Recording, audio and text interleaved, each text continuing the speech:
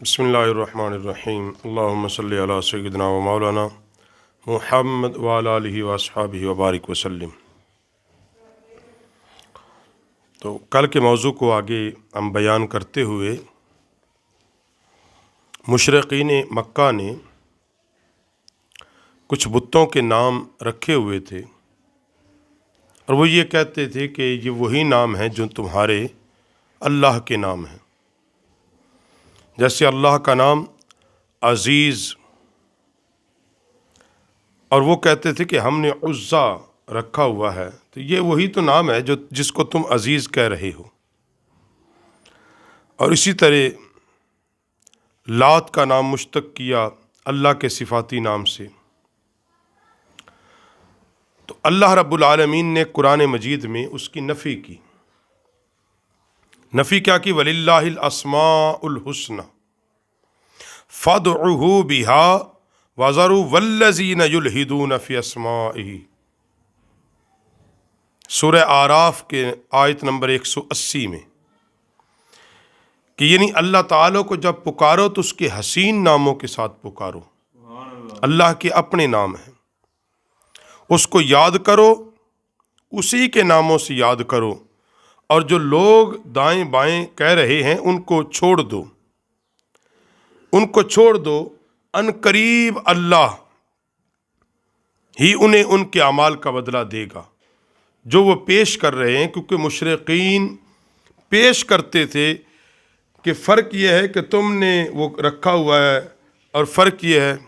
تو کیا تم نے لات و عزا اور دیویوں کو غور سے سنا؟ قرآن پاک سورہ والنجم کے اندر بھی اس کی تردید آئی ہے۔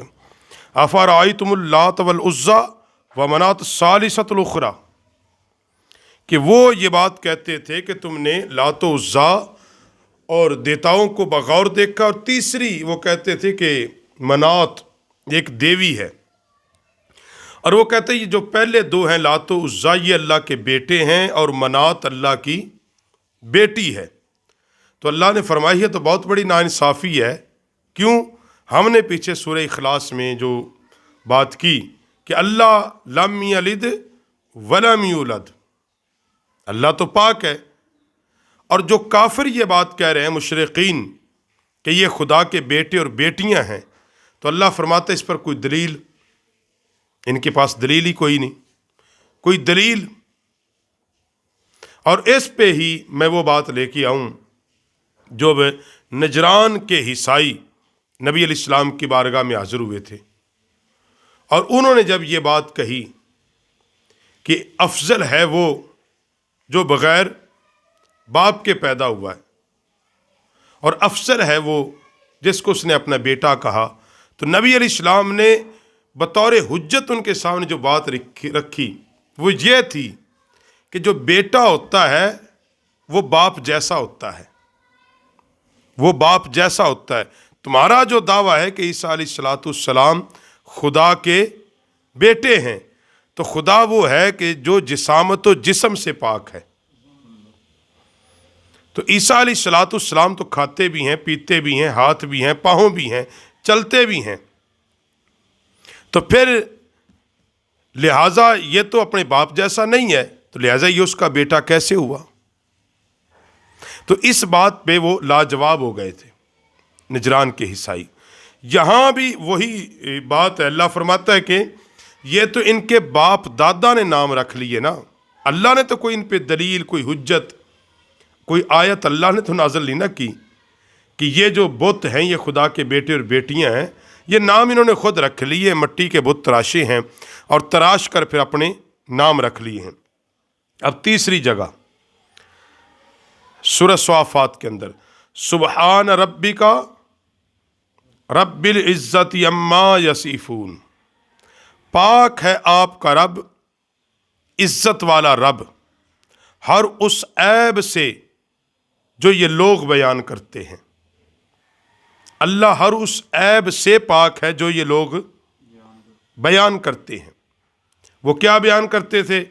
اللہ نے بیٹیاں پال رکھی ہیں، اللہ نے بیٹے پال رکھے ہیں، وغیرہ وغیرہ اس طرح کی۔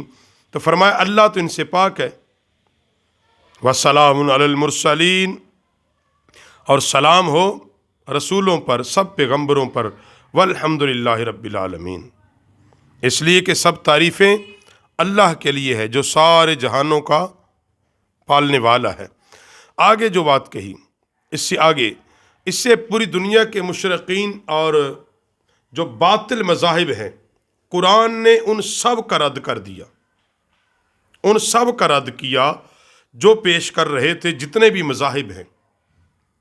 اس کے اندر مشرقین، اس کے اندر یہود و نصارہ کے مذاہب، اس کے اندر جو جس طرح کے یہود و نصارہ خدا کے بیٹے بنانے، اور عیسائیوں کے نزدیک عقیدہ تثلیث، جو مسیح لوگ کہتے ہیں وہ عقیدہ تثلیث کہ تین میں سے کوئی ایک خدا ہے، وہ یہ جو سارا کچھ وہ پیش کرتے ہیں، تو اس کی جو نفی اللہ رب العالمین نے فرمائی سورہ انعام کے اندر، وَجَعَلُوا لِلَّهِ شُرَكَاءَ الْجِنَّ وَخَلَقَهُمْ وَخَرَّ قَوْلَهُ بَنِينَ وَبَنَاتٍ بِغَيْرِ عِلْمٍ سُبْحَانَهُ وَتَعَالَى عَمَّا يَصِفُونَ،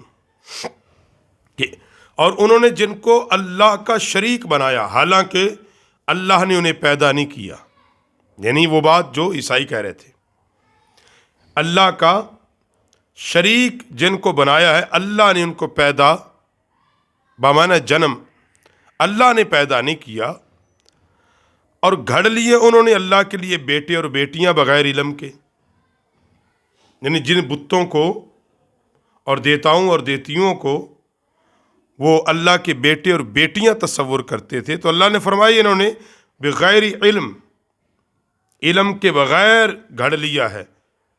وہ کیا ہے؟ سبحانہ وتعالی عما یصفون، وہ پاک ہے، بلند ہے اس سے جو وہ بیان کر رہے ہیں، جو مشرقین یہود و نصارہ جو چیزیں بیان کر رہے ہیں، اللہ ان تمام چیزوں سے پاک ہے، اللہ ان تمام معاملات سے پاک ہے۔ اسی طرح آج کے اس درس میں آخری دلیل کے طور پر آگے جا کے وہ جو اللہ پاک نے فرمایا سورۃ التوبہ کے اندر، اتخذوا احبارهم ورهبانهم اربابا من دون اللہ والمسیح ابن مریم وما امروا الا لیعبدوا الہ واحد لا الہ الا هو سبحانہ عما یشرکون۔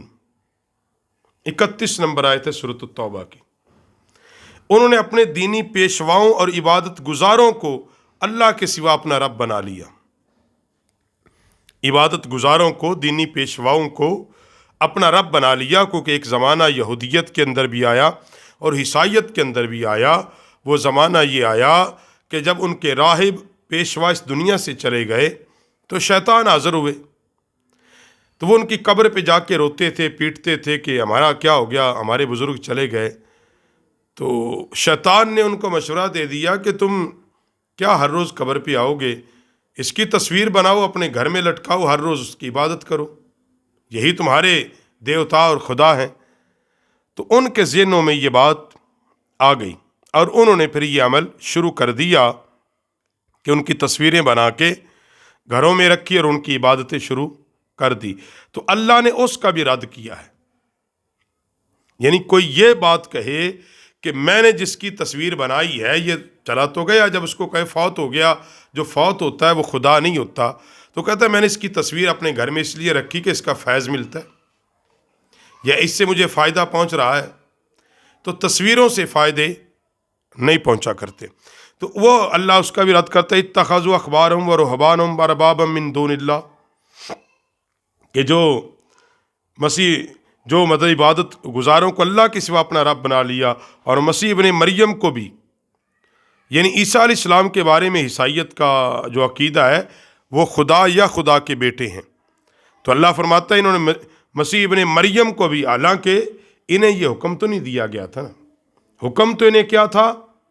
لا الہ الا اللہ کا حکم تو یہی تھا کہ اللہ کی عبادت کریں، اور حکم کیا تھا؟ لیعبدوا الہ واحد لا الہ الا هو سبحانہ عما یشرکون۔ انہیں جو کہا گیا تھا کہ ایک اللہ کی بندگی کریں، عبادت کے لائق صرف ایک ذات خدا ہے، اللہ کے سوا کوئی دوسرا عبادت کے لائق اور عبادت کے مستحق نہیں ہے۔ یہ جو انہوں نے بنائے ہیں یہ ان کی پیدا کردہ چیزیں، اللہ ان تمام شریکوں سے پاک ہے۔ اللہ اس چیز سے پاک ہے کہ اس کی ذات میں یا اس کی صفات کے اندر تم کسی کو شریک ٹھہراؤ۔ تو یہی اللہ کی وحدانیت، یہ جو بات چل رہی ہے کہ اسلام تصور پیش کرتا ہے کہ اللہ وحدہ لا شریک ہے، یہ ساری اس پہ دلائل ہیں کہ اللہ کا کوئی شریک کوئی نہیں، اور اس کائنات کا نظام چلانے والا اللہ وحدہ لا شریک ہے۔ اور اللہ نے لوگوں کے ہدایت کے لیے جس دین کو پسند کیا ہے وہ دین اسلام ہے۔